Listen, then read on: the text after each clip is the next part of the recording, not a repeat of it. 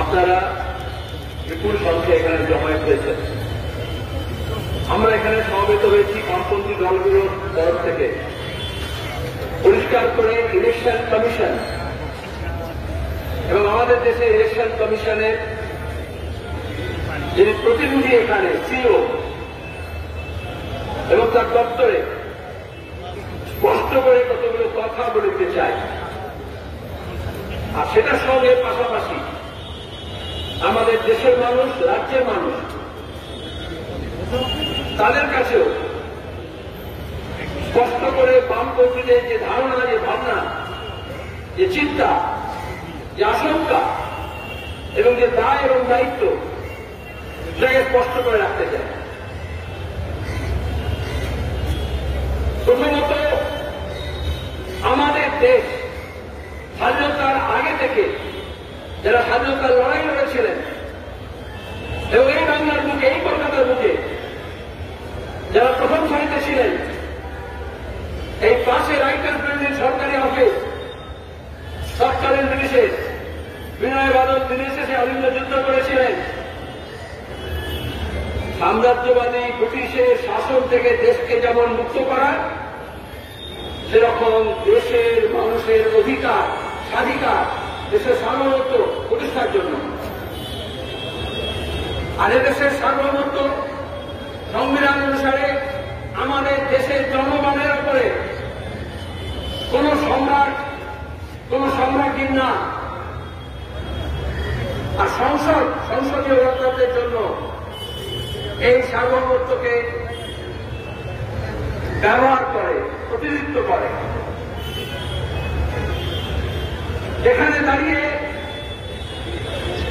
এই সংসদ কিভাবে তৈরি হবে, বিধানসভা কিভাবে তৈরি হবে, তার জন্য সংসদই আইন করে দিয়েছে, জনপ্রতিনিধিত্বমূলক আইন।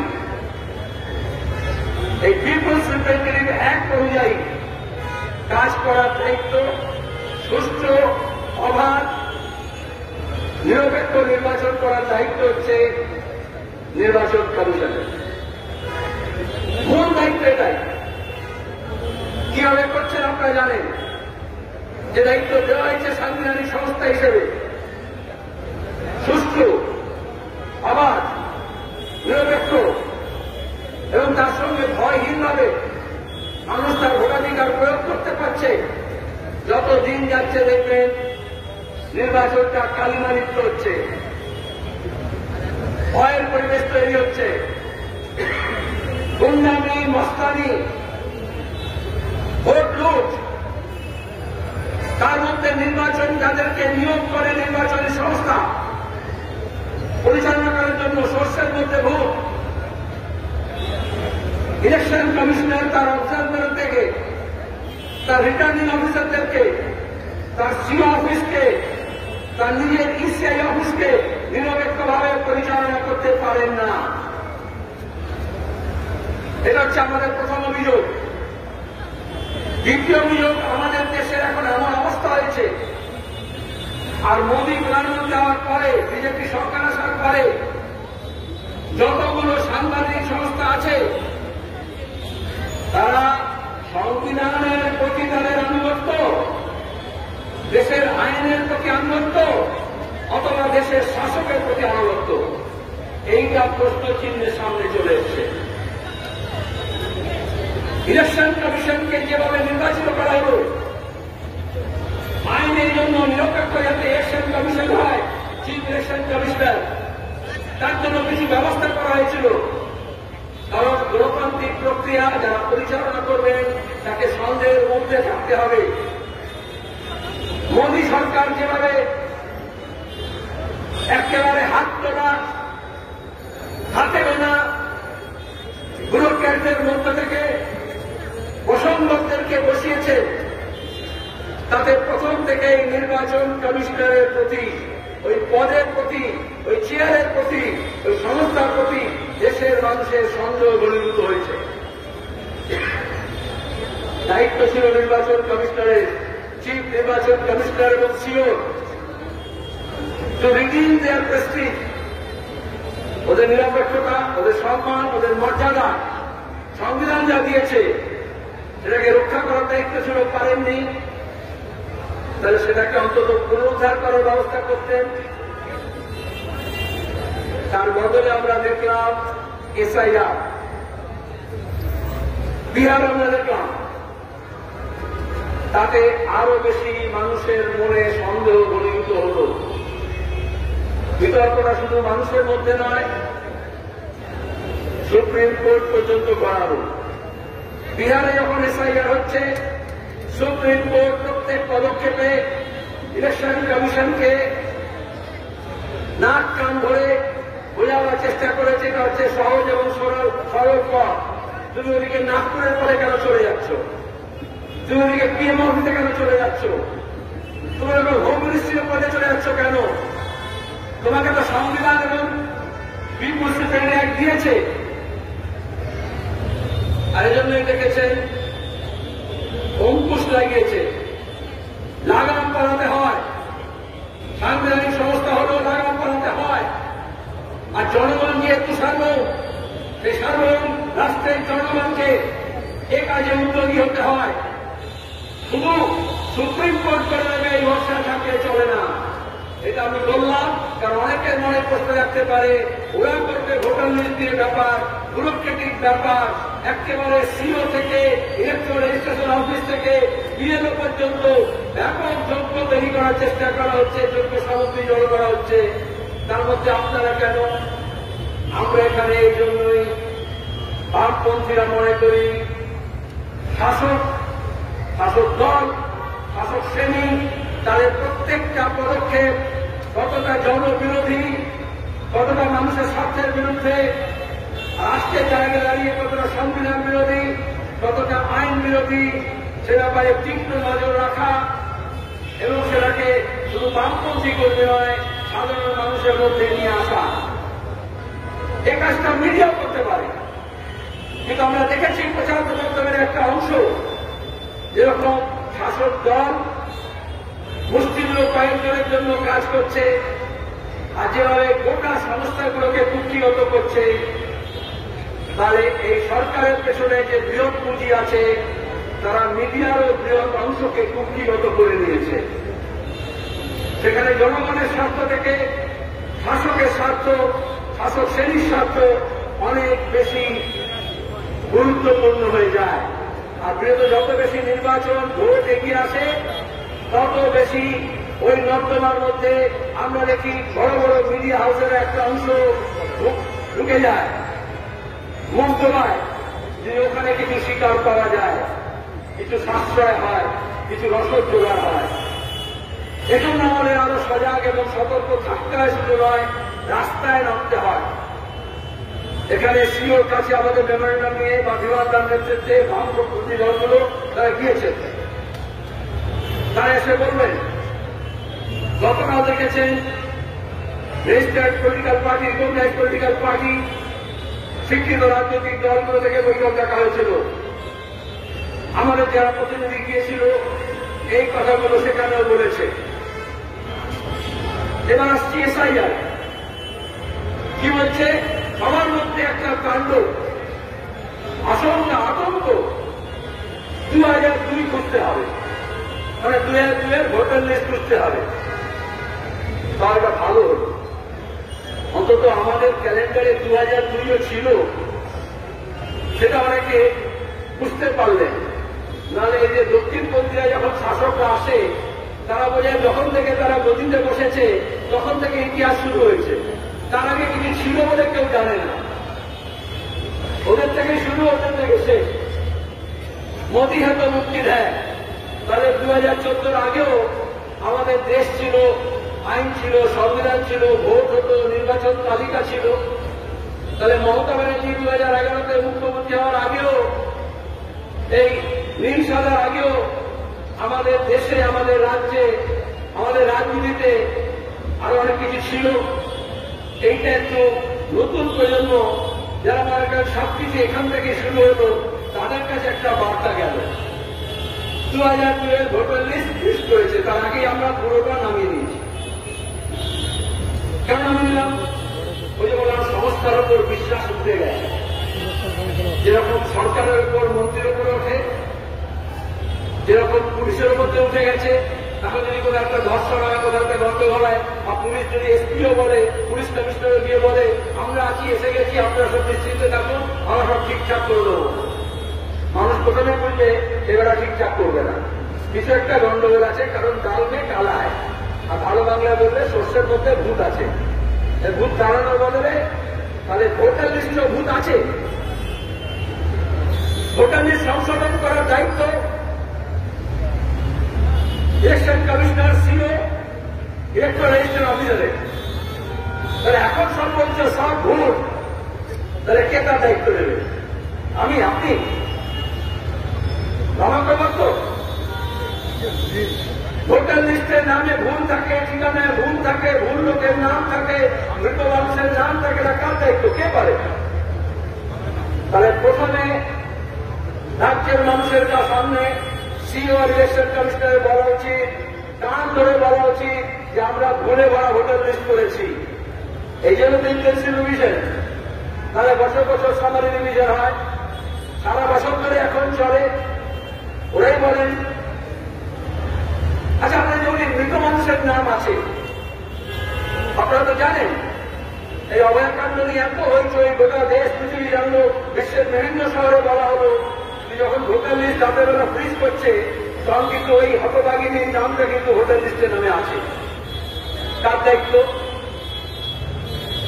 সরকার কিন্তু যে মুহূর্তে মানুষ মরে যায় অমনি সে কিন্তু রেশন কার্ড তার জব্দ করে দেয়, রেশন বন্ধ করে দেয়, করে না? রেশন কার্ড সারেন্ডার করতে পারে, না করলে ওটা নাম কেটে যায়। কি করে করে? কারণ আজকের দিনে, আগে ছিল না, ডেথ রেজিস্ট্রেশন হয়, শহরে হয়, গ্রামে হয়, পুরো ব্যবস্থায় হয়, পঞ্চায়েত ব্যবস্থায় হয়। আমরা চাই জন্ম এবং মৃত্যু এগুলো রেজিস্টার্ড হোক। এখানে অনেক ঝামেলা আছে, আগে আমি জানাতে যাচ্ছি না। কিন্তু এখন আধুনিক ভারতে এবং ডিজিটাল ইন্ডিয়া, এটা তো ডিজিটাল ইন্ডিয়া, ডিজিটাল ইন্ডিয়া নয়, তাহলে এটা কোনো সরকারের চালের উপর নির্ভর করে না। গোরস্থানে এবং শ্মশানে যখন আপনি খরচা করতে যান, দখল করতে যান, তখন কিন্তু ওই ডেথ সার্টিফিকেটটা দিতে হয়, এবং সবগুলো কম্পিউটারাইজ হয়ে গেছে। তাহলে শুধুমাত্র একটা ডিপার্টমেন্ট থেকে যেটা আর একটা ডিপার্টমেন্টে যাওয়ার কথা অনলাইন, যেখানে টাকা পয়সা মুহূর্তে চলে যায়, যেখানে বলেছিল ক্যাশলেস সোসাইটি হবে, মনে হচ্ছে নোটবন্দির পরে, আর সব মোবাইলে হয়ে যাবে। তাহলে ইলেকশন কমিশনারের ইলেকট্রাল রেজিস্টার অফিস আর ওই রেজিস্টার জেনারেল অফিস, যেখানে ডেথ, ম্যারেজ সব রেজিস্টার হয়, তাহলে তার কাছে তো ডেটা চলে আসতে পারে। এই যে অমিত শাহ বলে বিজেপিতে এর এত সিট পাবো, এই যে এত পার্সেন্ট পাবো, আরেকে বলে মিডিয়াতে দেখে ওনার হাতে সব ডেটা আছে, বিগ ডেটা আছে, কে কি খায়, কে কি করে, কে কোথায় যায়, কে কোথায় বেড়াতে যায়।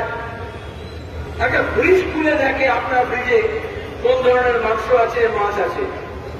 পুজোর নবরাত্রির সময় দেখে, ছট পূজা দেখলাম যে আমিষ না নিরামিষ, সেই নিয়ে নজরদারি হয়।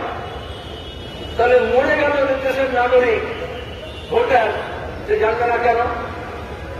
তার মানে সব জানে। কিন্তু বলে আপনারা, এই যে আপনারা, এটা হচ্ছে একটা মাসিক ব্যাপার। আপনারা না,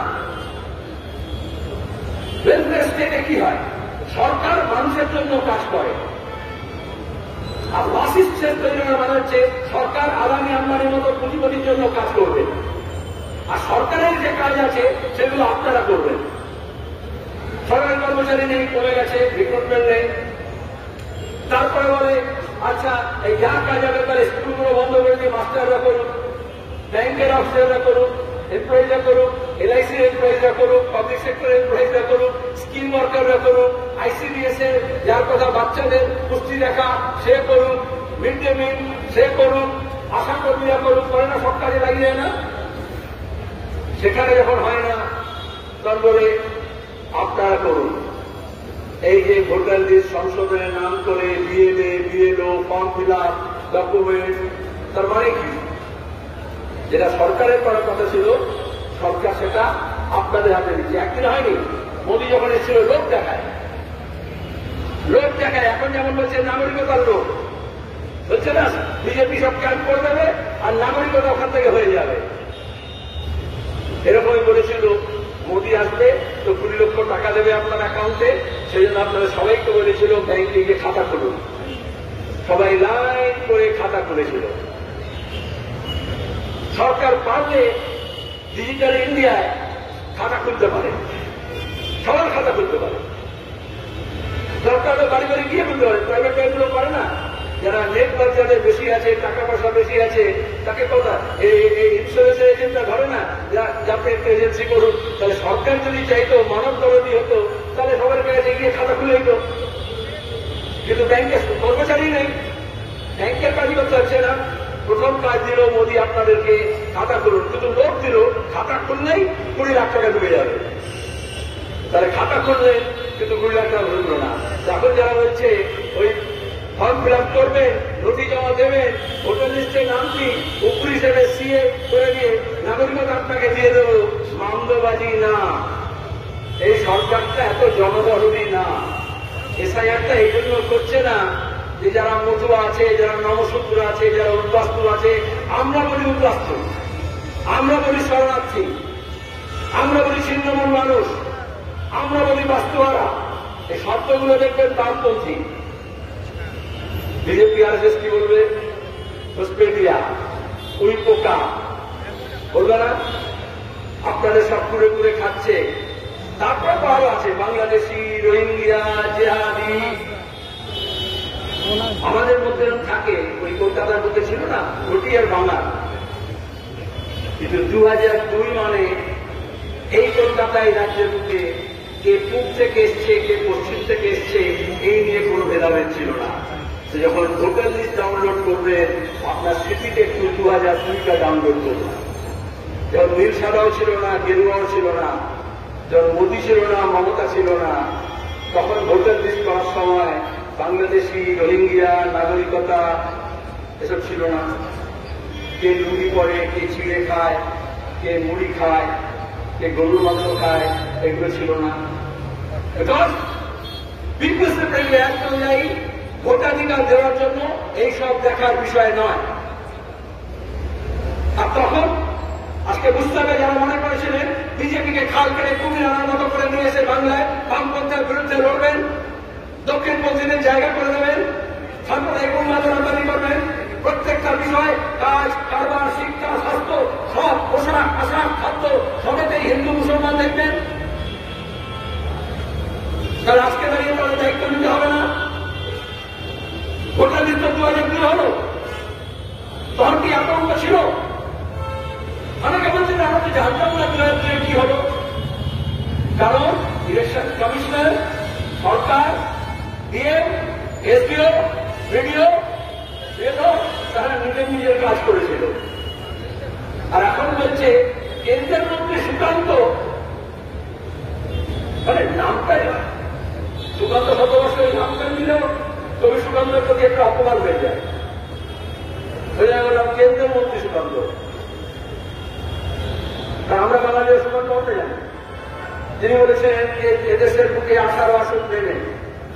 আমরা বামপন্থীরা লড়াই করেছি 18 বছরে ভোটাধিকার দেওয়ার জন্য, যৌনকে স্বীকৃতি দেওয়ার জন্য। এদেশের সংবিধান আসার পরেও, সরকার আসার পরেও 18 বছরে ভোটাধিকার ছিল না। ওই 2002 1 দশক 1.5 দশক আগে আমরা পশ্চিমবঙ্গের প্রথম পুরসভা পঞ্চায়েত নির্বাচনে 18 বছরে ভোটাধিকার স্বীকৃতি। তারপরে সংবিধান সংশোধন করে ইলেকশন কমিশনের কাছে স্বীকৃতি দেওয়া হয় এবং তারপরে অ্যাসেম্বলি এবং পার্লামেন্টে 18 বছরে ভোটাধিকার হয়। সুতরাং বিজেপি ভোটাধিকার দেবে, বিজেপি নাগরিকার দেবে, ওরে দেওয়ার জন্য এরা জন্মায়নি, নেওয়ার জন্য জন্মেছে। ওরা ভোটাধিকার কাটতে চাইছে, সীমিত গণতন্ত্রের কথা বলছে, রেস্ট্রিক্টেড ডেমোক্রেসি। আগে ছিল মহিলারা ভোট দিতে পারবেন না, কিন্তু সার্বজনীন ভোটাধিকারের জন্য দুনিয়া জুড়ে লোকে লড়েছে। এই কলকাতার বুকে কলকাতা পুরসভা যখন হয়েছে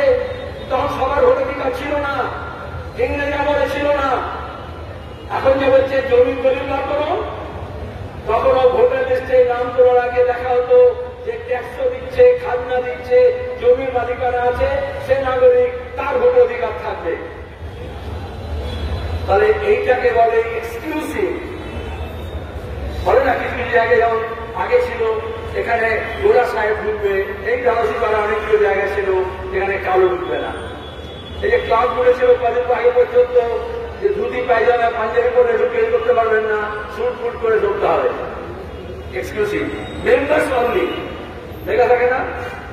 এক্সক্লুসিভ। জিমখানা ক্লাবে যেরকম থাকে, স্যাটারি ক্লাবে যেরকম থাকে, ক্যালকাটা ক্লাবে যেরকম থাকে, আপনি ভোট দিতে পারেন, মেম্বার হতে পারেন। তাহলে দক্ষিণপন্থীরা সরকারে আসা মানে হচ্ছে তারা এই এক্সক্লুসিভ অ্যারেঞ্জমেন্ট করতে চাইছে। এখানে যাদের গা থেকে গন্ধ বেরোয়, যাদের ঘামে গন্ধ থাকে, গামছা পরে ঘোরে, হেঁটো ধুতি পরে ঘোরে, গ্রামীণ গ্রাম্য গৃহ, যারা বস্তি, যারা কলোনি, তাদের অধিকার থাকবে একই, আদানি আম্বানির অধিকার। তাহলে অর্থনীতিতে যেরকম অধিকার নেই আপনার, আপনি চাইলে গ্র্যান্ড হোটেলে গিয়ে বা এই ভ্যালেন্টিনে গিয়ে চল একটু দাওয়াতে এত বৃষ্টি হয়েছে, ভিজে গেছি, একটু ওখানে চা খেয়ে আসি, কারণ ইকোনমিক মানদণ্ডে এমন করে দিয়েছে কিছু এক্সক্লুসিভ অ্যারেঞ্জমেন্ট আছে। আর এ কথাই আম্বেদকর বলেছিলেন, এ কথাই বামপন্থীরা বলেছিল যে আমাদের সংবিধান, আমাদের আইন এই ভোটের অধিকারে সমতা দিয়েছে, সবার একটা ভোট, কিন্তু সামাজিক, অর্থনৈতিক, রাজনৈতিক সাম্য হয়নি। তাহলে বামপন্থীরা বলছে যে অধিকার পেয়েছি রাজনৈতিক যতটা, তাকে আরো প্রসারিত করা। এই জন্য গণতন্ত্রের সম্প্রসারণের কথা বলি, এই জন্য বিকেন্দ্রীকরণের কথা বলি, এই জন্য মানুষকে আরো অধিকার দিতে বলি। আর দক্ষিণপন্থী মানে হচ্ছে সে অধিকার কেড়ে নিয়ে কুক্ষিগত করা। তাহলে এটা হচ্ছে অর্জিত অধিকার, সার্বজনীন ভোটাধিকার, এটাতে ওরা হস্তক্ষেপ করছে। এই জন্য আমরা বলেছি ভোটার থেকে ভোটাধিকার কেড়ে নেওয়া যাবে না। মার্কসবাদী ভাষা বললে প্রথমে ওরা গুন্ডা, বদমাইশ, মাস্তান দিয়ে ভোট লুট করে, ভোটে ঢুকতে দেয় না। তারপরে সিভিক পুলিশ দিয়ে পুলিশ, তারপরে আইএস, আইপিএস দিয়ে ব্যবহার করে যাতে আপনি ভোটাধিকার প্রয়োগ না করতে পারেন। তারপরে এই সব একাকার হয়ে যায়, কে গুন্ডা কে পুলিশ জানা যায় না। তারপর নির্বাচন কমিশন বলে কেন সিসিটিভি লাগিয়ে দিয়েছি, কেন সব নজরদারি করছি, অবজারভার করছি। তাহলে সেই অবজারভার, সেই নির্বাচনী যারা পরিচালনা করবে, সেই যন্ত্রটাকে ওরা খুব রেখে দেয়। যেখানে ঘুষের রাজত্ব হয়, যেখানে দুর্নীতির রাজত্ব হয়, যেখানে টাকা সবকিছু ঠিক করে দেয়, তাহলে খবরের কাগজকে টাকা দিয়ে ঠিক করা যাবে, টেলিভিশন চ্যানেলকে টাকা দিয়ে ঠিক করা যাবে যে কি ধরনের খবর হবে, কোন শ্রেণীর স্বার্থে হবে। তাহলে গোটা অফিসিয়াল দমকে, ব্যুরোক্রেসিকে, দেখলেন না বিহারে নির্বাচন হবে, অবজারভার আসবে গুজরাট থেকে আসবে আইএস অফিসার। কেন? তার মানে তারা কার স্বার্থে কাজ করবে, কোন প্রভুর স্বার্থে কাজ করবে। তাহলে আমাদের ব্যুরোক্রেসি, আইএস, আইপিএস, তাদের আনুগত্য সংবিধানের প্রতি, আইনের প্রতি, জনগণের প্রতি বদলে যে শাসক, তার উপরে করতেছে। তৃতীয় কথা হচ্ছে, আমি আপনাদেরকে বলবো, আপনাদের মাধ্যমে সাধারণকে বলবো, যখন 2002 ভোটার লিস্টে নাড়াচাড়া হচ্ছে, তাহলে 2002 আমাদের রাজ্যে কি অবস্থা বিরাজ করছিল। শুধু ভোটার লিস্টে কেন, ভোটারদের মধ্যে, নাগরিকের মধ্যে স্কুলের অবস্থা কি ছিল, আপনারা যারা ওই সময় স্কুলে ছিলেন, কলেজের অবস্থা কি ছিল, বিশ্ববিদ্যালয়ের অবস্থা কি ছিল, শিক্ষার অবস্থা কি ছিল, স্বাস্থ্যের অবস্থা কি ছিল, হাসপাতালের অবস্থা কি ছিল, ডাক্তারের অবস্থা কি ছিল, মহিলাদের নিরাপত্তার প্রশ্ন কি ছিল, শিশুদের নিরাপত্তার প্রশ্ন কি ছিল, বাসে, ট্রামে, ট্রেনে যারা পরিবহন করেন তারা কোন অবস্থার সম্মুখীন হতেন, এখন কোন অবস্থার সম্মুখীন হন, এগুলোকে একটু ডাউনলোড করতে হবে। কারণ হঠাৎ করে চিফ ইলেকশন কমিশনের মাথায় এটা এসে তা নয়। সামগ্রিকভাবে আমাদের রাজনীতিতে যে নয়া ফাঁসিবাদী ব্যবস্থা তৈরি করা হচ্ছে, যে বিভাজনের রাজনীতি হচ্ছে, আমরা কমিউনিস্ট মনে করি কোন জিনিস আইকার বা কিছু একটা মাথায় চলে এসছে তা নয়, এটা হোল পার্টস দেবে নয়। যদি সামগ্রিকতার মধ্যে দেখেন তাহলে আমাদের রাষ্ট্রকে গ্রাস করার জন্য, ফাঁসিবাদী রাষ্ট্র তৈরি করার জন্য কিছু লোককে সেকেন্ড গ্রেড সিটিজেন করার চেষ্টা করা হচ্ছে। আমরা প্যালেস্টাইনের দেশে গাজাতে প্রবৃদ্ধি হচ্ছে, যখন মিসাইল দিয়ে মারতে পারছে না, যখন গুলিগোলা নিয়ে ট্যাঙ্ক দিয়ে মারতে পারছে না, যখন সবাইকে ভাতেও মারতে পারছে না তার চেষ্টা করছে, তাহলে অন্তত যে ন্যূনতম ভোটের অধিকার আছে সেখান থেকে আপনাকে বিযুক্ত করার চেষ্টা করছে। তাহলে আমাদের এখানে দাবি হচ্ছে সমাবেশী, ইনক্লুসিভ। যাদের নেই ভোটাধিকার তাদেরকে সামিল করো, যতজন 18 বছর হয়ে গেছে তাদেরকে ভোট দাও, যার জানে না, সচেতন নয়, তাদের কাছে গিয়ে তাদের নাম তোলার ব্যবস্থা করো। আর বিজেপি, আরএসএস, সংঘ পরিবারের রাষ্ট্রযন্ত্রের এবং তার অংশ হিসেবে ইলেকশন কমিশনের কাজ হচ্ছে যারা ইতিমধ্যে আছেন তাদেরকেও ডাউটফুল করো, সন্দেহের মধ্যে নিয়ে যাও। তাহলে যে সন্দেহের রাজনীতি তৈরি করা হচ্ছে, হিংসা, বিদ্বেষ, তার আগে এই ঘৃণা, আর তার আগে হচ্ছে এই সন্দেহ, তাহলে একটা সন্দেহের বাতাবরণ তৈরি করা হচ্ছে। কে ভারতীয়, কে ভারতীয় নয়, কে দেশপ্রেমী, কে দেশপ্রেমী নয়।